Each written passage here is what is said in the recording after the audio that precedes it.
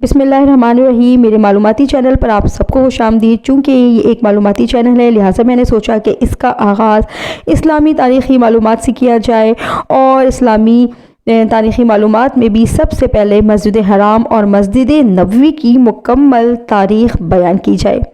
وہ تمام لوگ جو وہاں جانے کی سعادت حاصل کر چکے ہیں وہ یقیناً اس بات کو ضرور محسوس کریں گے کہ کھلے آسمان تلے طواف کرتے ہوئے، سعی کرتے ہوئے یا حرم کعبہ کے صحن میں بیٹھے ہوئے عبادات کرتے ہوئے موسم کی شدت اب ہمیں اس طرح محسوس نہیں ہوتی جس طرح پہلے وقتوں میں محسوس ہوتی تھی۔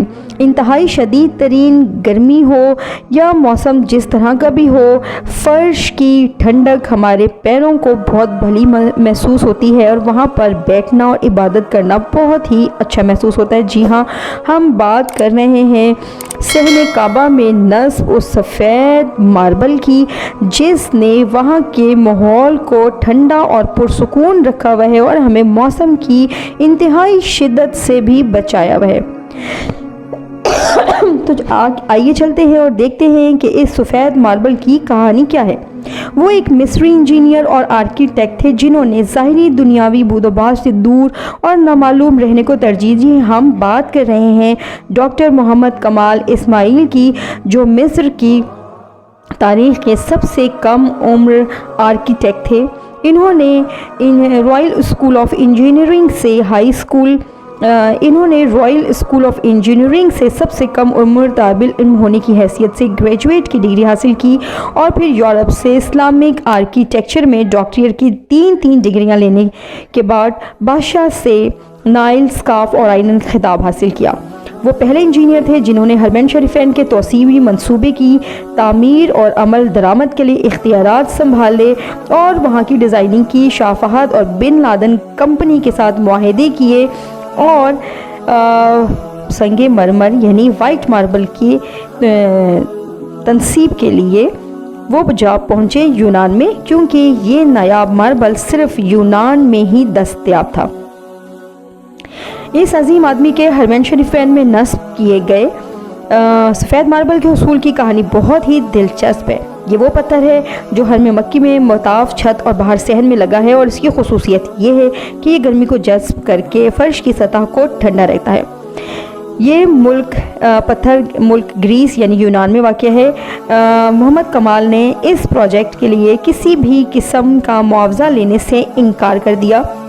وہ ملک گریس میں گئے، وہاں کی کمپنی سے معاہدہ کیا اور کافی ساری مقدار میں تقریباً آدھا پہاڑ خرید کر لے آئے اور حرم مکہ میں وائٹ ماربل کی تنصیب کا کام شروع کر دیا۔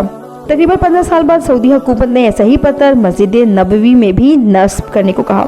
انجینئر محمد کمال کو جب بادشاہ نے مسجد نبوی میں ویسا ہی سفید ماربل لگانے کو کہا تو وہ بہت پریشان ہوئے، کیونکہ کرۂ ارض پر واحد جگہ یونان ہی تھی جہاں پر یہ پہاڑ دستیاب تھا اور یہ پتھر دستیاب تھا، اور آدھا پہاڑ تو وہ پہلے ہی خرید کر چکے تھے۔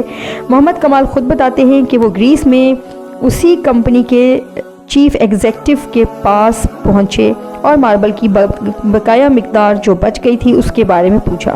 چیف ایگزیکٹو نے بتایا کہ وہ ماربل تو ہم آپ کے جانے کے بعد بیچ چکے ہیں، اب تو 15 سال ہو گئے۔ محمد کمال بہت پریشان ہوئے اور کمپنی کی سیکریٹری کو فون کیا کہ انہیں اس کمپنی کا بتایا جائے جنہوں نے یہ اسٹاک خریدا تھا۔ 15 سالہ پرانا ریکارڈ چھاننے کے بعد کمپنی کی سیکریٹری نے انہیں یہ بتایا کہ وہ ماربل تو سعودی کمپنی نے خریدا تھا، لہٰذا کمال فوراً اس سعودی کمپنی کے پاس جا پہنچے اور ریکارڈ کے مطابق ان سے ڈھونڈنے کا کہا کہ وہ ماربل آپ نے کہاں کیا۔ کمپنی نے پرانا ریکارڈ چھان بین کے بعد اسٹاک روم سے یہ بتایا کہ وہ ماربل پورا کا پورا اسی طرح سے اسٹاک روم میں موجود ہے اور اس کا ایک ٹکڑا بھی کہیں استعمال نہیں ہوا۔ کمال یہ سن کر ایک بچے کی طرح رونے لگے اور کمپنی کے مالک کو پوری کہانی سنائی۔ اس نے کمپنی کے مالک کو بلینک چیک دیا اور کہا کہ اس میں جتنی رقم بھرنی ہے بھر لو اور ماربل کی تمام مقدار میرے حوالے کر دو۔ جب کمپنی کے مالک کو یہ پتہ چلا کہ یہ تمام ماربل مسجد نبوی میں نصب ہونا ہے تو اس نے کہا کہ میں 1 ریال بھی نہیں لوں گا۔ اللہ تعالیٰ نے یہ ماربل مجھ سے خرید کر آیا اور پھر میں بھول گیا۔ اس کا مطلب یہی تھا کہ یہ ماربل مسجد نبوی شریف میں استعمال ہونا ہے۔ इंजीनियर मोहम्मद कमाल ने तकरीबन 100 साल की उम्र पाई और गुमनाम रह कर मस्जिद हरमैन शरीफैन के कामों में अपना वक्त सर्व किया। मस्जिद नबवी की बात हो रही है तो ज़रा इसकी तौसीई मंसूबे की भी बात कर लेते हैं। स्लाइडिंग गुंबद और खुलती बंद होती छतरियां जिनसे ठंडी हवा आती है, जर्मन मुसलमान आर्किटेक्चर मोहम्मद बुदराश और उसकी फर्म एस.एल. राश ने बनाई थी। असल मस्जिद नबवी जो नबी पाक सल्लल्लाहु अलैहि वसल्लम के दौर में तामीर हुई, वो जिसे आज हम रियाजुल जन्ना कहते हैं, वही असल मस्जिद नबवी है और बाकी सब उसकी तौसी है जो नबी पाक सल्लल्लाहु अलैहि वसल्लम के ही ज़माने में हो गई थी। हज़रत उस्मान ने मस्जिद के आगे बरामदे का इजाफ़ा किया। वलीद बिन अब्दुल मुल्क के दौर में सन 707 में पहली बार मस्जिद के चारों कोने पर मीनार बनाए गए और दरवाजे और छत पर सोने की मलम्माकारी की गई। सन 777 में खलीफा मेहदी अब्बासी, सन 1575 में खलीफा मोतसिम बिल्लाह, 1305 में मलिक अल नासिर, 1431 में मलिक अल ज़ाहिर और 1474 में मलिक कायतबाई ने मस्जिद की तोसी का काम किया। सन 1481 में जब मिस्री दौरे हुकूमत में मस्जिद को आग लग गई तो तमाम तर मस्जिद नए सिरे से तामीर की गई जो 380 साल तक रही। सन 1861 में उस्मानी तुर्कों ने मस्जिद को नए सिरे से तामीर किया। पहली बार संगे मरमर का इस्तेमाल किया और गुंबद खिजरा भी उसी वक्त तामीर किया गया। सन 1952 में मस्जिद की मज़ीद तोसी हुई और कंक्रीट का इस्तेमाल हुआ और आज जो हमें मस्जिद नबी नज़र आती है वो शाह फहद के दौर में सन 1994 में अज़ीमुश्शान तामीर हुई। उम्मीद करती हूँ कि आज की मालूमाती वीडियो आपको अच्छी लगी होगी। अपनी राय से आगाह कर दीजिएगा। नेक्स्ट वीडियो तक के लिए मुझे इजाज़त दीजिए। अल्लाह हाफ़िज़।